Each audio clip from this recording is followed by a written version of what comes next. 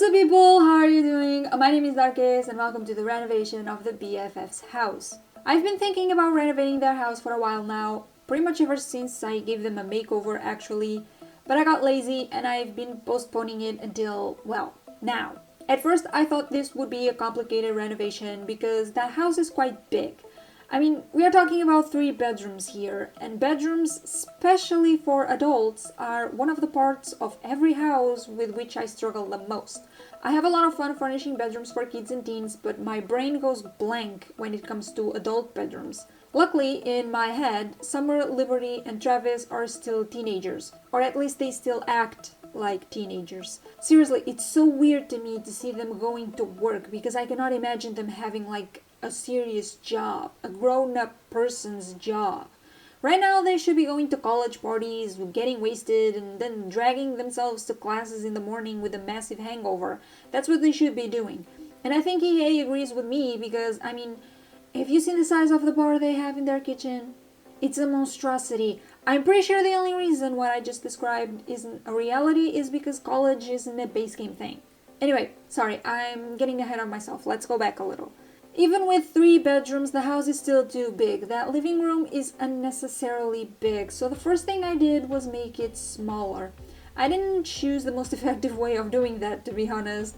You'll see me pull the bedrooms forward one by one when I could have just pushed the front of the house to the back and then moved the entire house forward again, but sometimes I'm not smart, okay? I have a lot of stuff going on inside my head.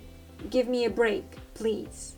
Moving on, I didn't really change the arrangement of the furniture, but I did change its design, style, whatever. It was so meh before, you know? So basic and neutral and bland and, well, boring. So I tried to make it a little bit more interesting by adding a little color and contrast. I also had a fireplace for absolutely no reason. I just thought it would be a good fit. What was not a good fit was the rug I placed right in front of it. As you can imagine, as soon as I got into this house to playtest it, Liberty was kind enough to light the fireplace and start a fire. Don't worry, I learned my lesson and I changed it before uploading the house to the gallery. I made the rug smaller and placed it a little bit further away from the fireplace, so it's fine now. But speaking of fires, there's something that I always forget to mention about my builds that I should probably be mentioning in every one of my videos, and that is the fact that I never use fire alarms. I find them boring and useless. They put out all the fun, so I never use them. Please be mindful of that if you decide to download any of my builds from the gallery, okay? Oh, and another thing, I sized up the fridge in this build. That is something that I do quite often ever since I learned that they are still functional after resizing them. But there's something I noticed while playtesting the house. The Sims can get food out of the fridge, they can get leftovers and everything, but for some reason they cannot put the leftovers inside the fridge. You have to drag the leftovers to the fridge yourself if you don't want the food to spoil. This probably doesn't bother most of you. I noticed that a lot of Sims 4 content creators already do that. They also drag dirty plates to the sink and garbage to the bin, but I'm not that type of Simmer, okay? I'm playing this game to order the Sims around, not to do their chores. If they don't clean their dishes themselves, or when I tell them to, then those dishes are staying where they are. Get an uncomfortable moodlet, I don't care.